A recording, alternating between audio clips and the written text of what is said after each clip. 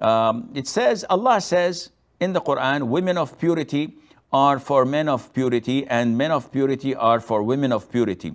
I want to know that in this ayah, what kind of purity Allah said about? Does it refer to physical purity? I mean, physical pure virgin girls will get physically pure virgin boy for marriage. I mean, those who are not physically involved in haram relationships like zina, etc.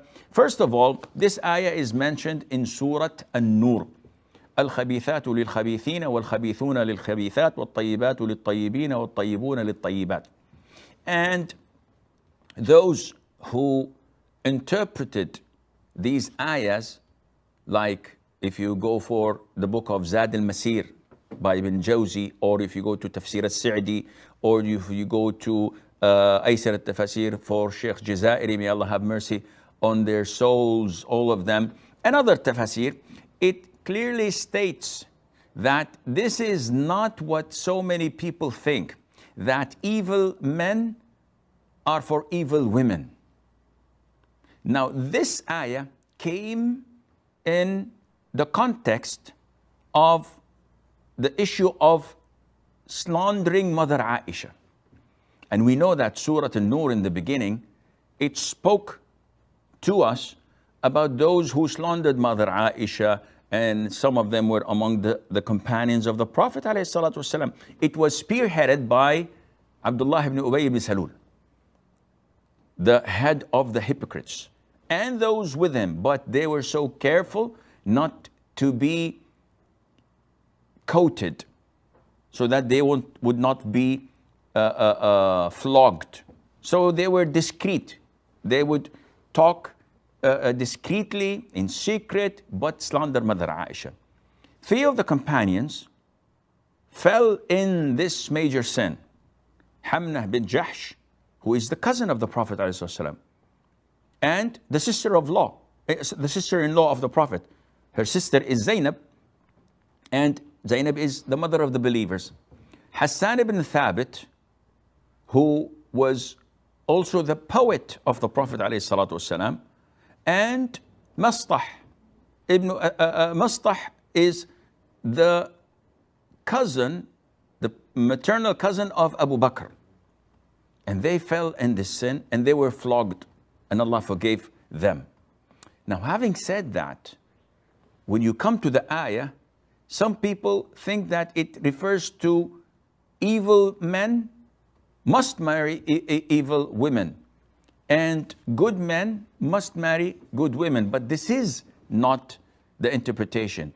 The scholars say the interpretation is good words, good statements come out of good men and about good men. And evil words and statements also come out of evil men, and they can tarnish good people with it and slander good people with it. So it refers to the actions that are evil coming out of evil people, and to the statements of slandering, which is evil, coming out of evil people, while good people only say good statements and do good acts. Another interpretation is that a good person, a righteous person, must not marry an evil person. He must marry a good, righteous person. This is the default. Not that if something happened, it means that this person is evil and this person, because he married an evil person. No, this is what is supposed to take place. So this is an instruction. And in this ayah, some of the Salaf accused the Rafidah and condemned them to be disbelievers. Why?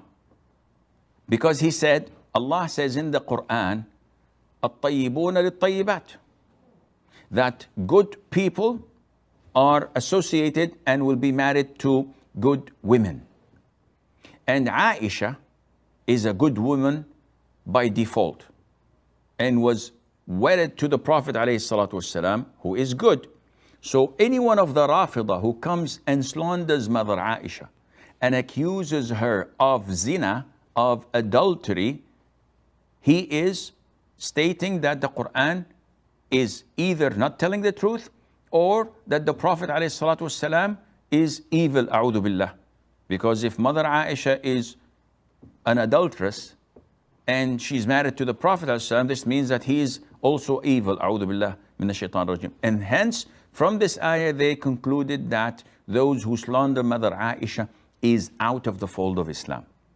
And this is true. There's no doubt in that. Any person who claims that La ilaha illallah Muhammad Rasulullah, yet he accuses Mother Aisha, whom Allah Azza wa Jal has proven her innocence in the Quran, which we recite till the day of judgment, yet he insists in defiance and comes and says, no, she's an adulteress and she is an evil person. This is definitely not a Muslim and cannot be a Muslim.